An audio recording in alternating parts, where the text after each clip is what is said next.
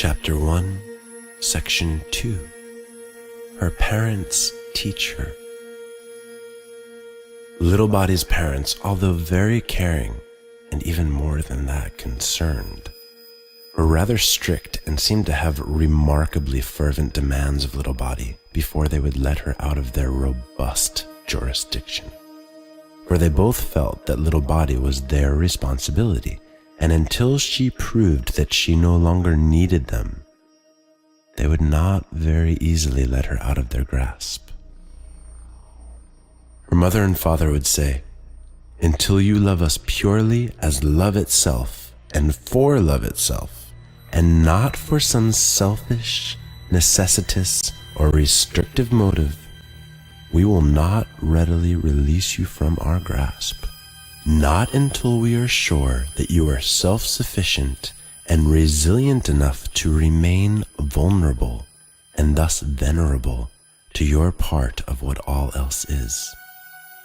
Little Body, it is as simple as that.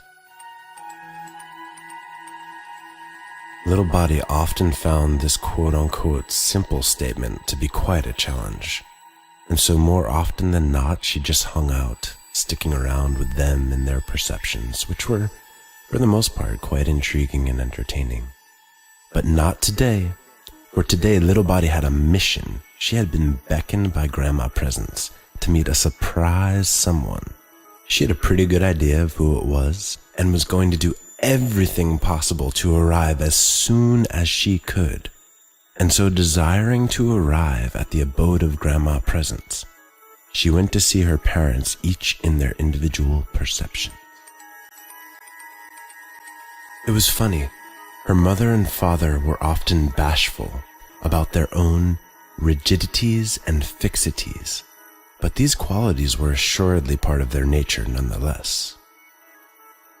Because they were bashful about their own rigidities and fixities, they would so often withdraw to be alone in their perceptions, and would not come out of silence until they had a clear request that they explained always arose from nurturing something that concerned them deeply. Little Body found this quality of her parents adorable when she was adoring, and abrogating when she was abhorrent. Although she did not understand the ramifications of her emotional relationship to her parents, she would come to learn one day that the quality of how she related to anything was the quintessential basis of everything she experienced. The quality of how she related to anything was the quintessential basis of everything she experienced. She would one day come to learn that whatever she emanated, she received.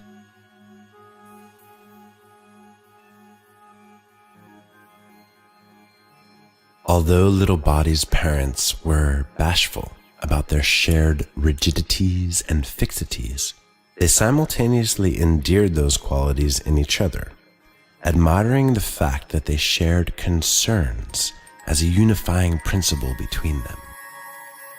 Little Body's parents would always dotingly accuse their beloved teacher for instilling this quality of concern.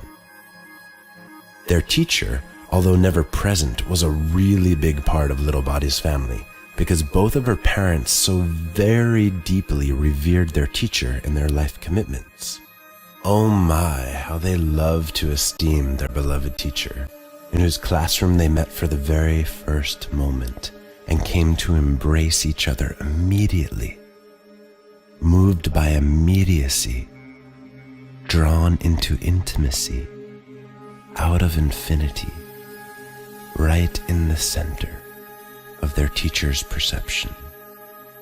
Needless to say, not only was Teacher Time their most beloved mentor, but Little Body's parents were pretty sure that from the moment that they came together in her class, they were her favorite pupils as well. They would always say when they were being stringent that their Teacher Time, although being very tough, resilient, and exacting, was by far the best educator that they had ever had. Mother and father would say that if it was not for their beloved teacher time, they would have never met and continued to re-meet in the quintessential way that they did. A quintessential way which they would espouse was a marriage through precision of the union within an eternal commitment through which little body came to be.